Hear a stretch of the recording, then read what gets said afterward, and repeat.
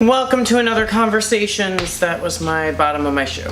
This week we are celebrating the 25th anniversary of Hocus Pocus. Ooh. If you don't know what this movie is, where have you been? Get out. Oh, come on. It's just a bunch of hocus pocus.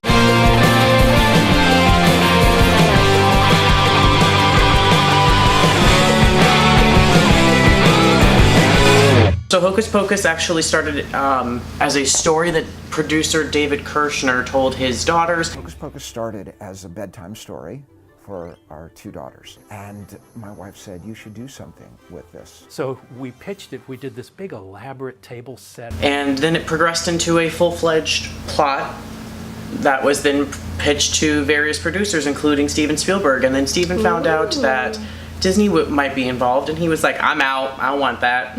So as they were developing it, it was originally supposed to be a movie for Disney Channel, and then Disney executives said, no, I think that this could be a theatrical release.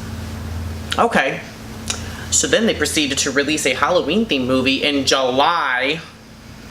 Who makes decisions? I want to know who makes decisions. That's a good question. Because why? Why was that the decision that was made? The movie starred Bette Midler, Kathy Najimy, Sarah Jessica Parker as the three Sanderson sisters. They were witches in the 1600s that were hanged for sucking the lives out of the children of Salem. But don't they only suck the life out of one child? They murder one singular child. It is assumed that they've been doing this for a while? Correct. Okay. So 300 years later, in 1993, Max Dennison and his sister Danny and his mom and dad moved from LA, Los Angeles. Do they ever give the parents' names? No. Mr. and Mrs. Nice. They're barely in it. And they're in it more than some parents are in Disney movies. True. No adults ever talk to them? Yeah. So, like, there was no reason for them to have names other than mom and dad. Yeah. They probably have names somewhere. The Sanderson house is now a museum, and they closed it because spooky things were happening. So then museums are really expensive to run. It's really true. I don't know what the tourist count is in Salem, Massachusetts. Oh, it's high. Is it high? Oh, yeah. Like, how much?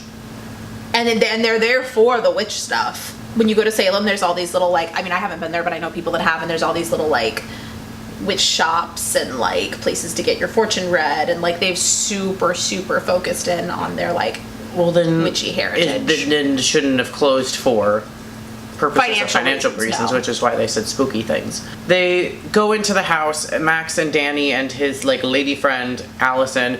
Crush. His crush. Yes. They go into the house and he lights the black flame candle, which brings the witches back from the dead. Okay, that has something that really bothers me there is they keep putting up this, like, a virgin lit the candle, a virgin lit the candle. When you look at the underlying theory behind witch magic, when they say virgin blood, they mean virgin who has not ever been used for a magical process before. Yeah, that makes sense.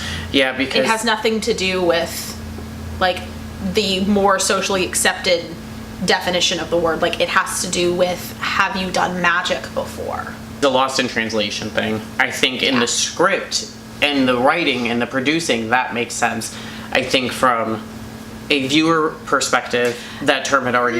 It's the way that Danny keeps saying it. She's using it in the colloquial sense. She's using it to embarrass the hell out of her brother. The witches come back and they have to figure out how to maneuver through the 20th century, and it's a bit of a mess. Yes, the 20th century is a mess. Yes, and so are the witches. Also, there's a cat that talks. Thackeray. So when people talked about this movie before I had seen it, I assumed they all had a lisp. Nope, it's TH. Nope, the character is Thackeray, which I've never seen anywhere else. I don't know if they were, like, trying to be original. Then why is the sister's name Emily? Which also doesn't make sense for that time period either.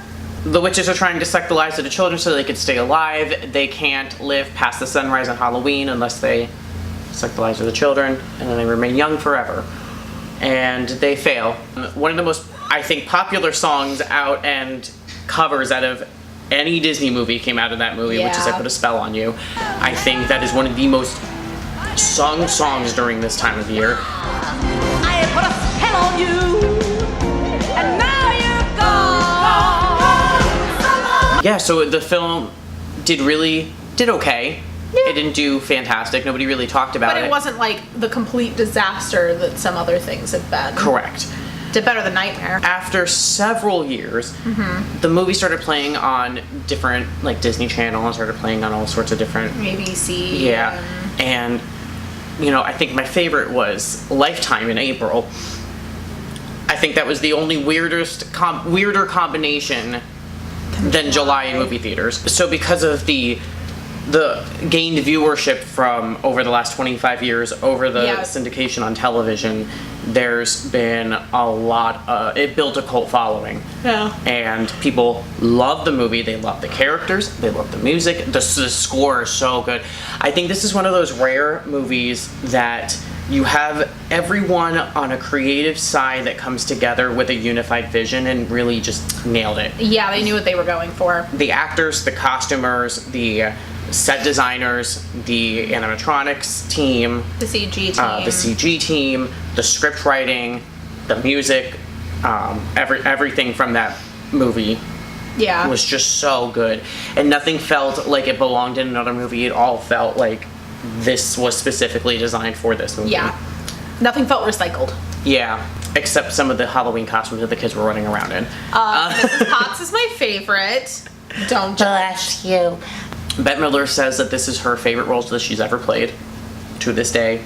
The picture that I liked myself the best in was Hocus Pocus, believe it or not. Now that picture tanked, but I thought I was really funny in it because it was a whole character. I mean, it had everything. It had like teeth, and it had you know, it was a character that that just appeared out of nowhere. I didn't know where that character came from. I just started talking like that one day, and that was the first time that had ever happened to me. In recent years, she's added an entire segment of I Put a Spell on You into her live concerts that she tours, which is fun, and everyone loses their minds when she comes out. Yeah.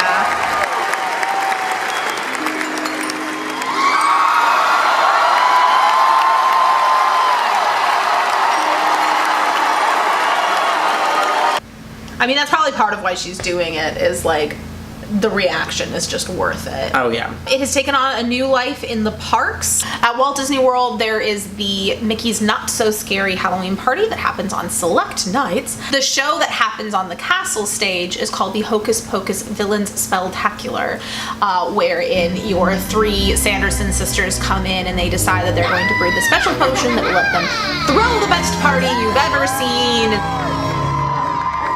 The Sanderson Sisters are back!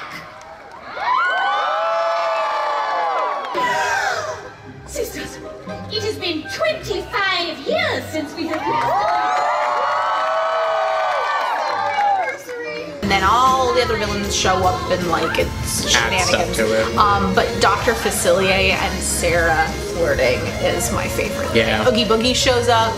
And he is articulated, meaning that the character's mouth moves on stage, and that's like next level terrifying.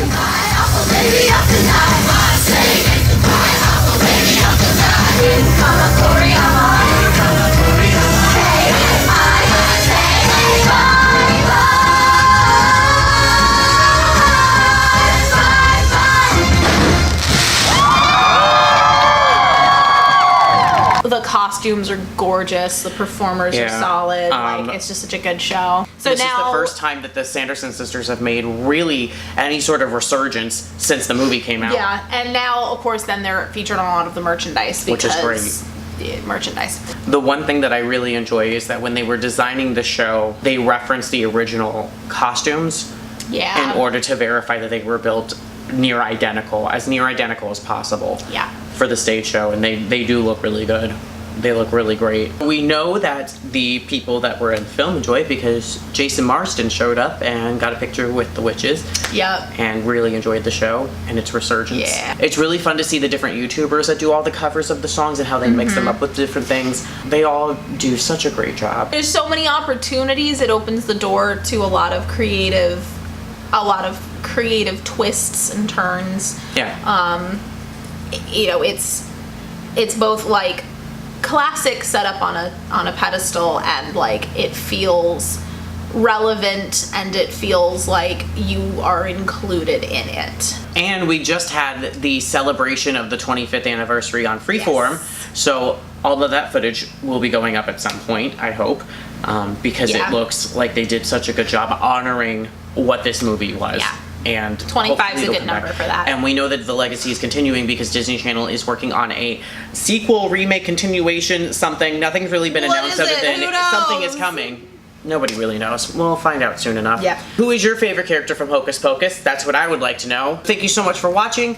Make sure you like this video, share this video, subscribe to our channel, hit the notification button. Follow us on Facebook for regular updates, follow us on Instagram for irregular updates, and support us on Patreon. Yay! Because money, Money, please.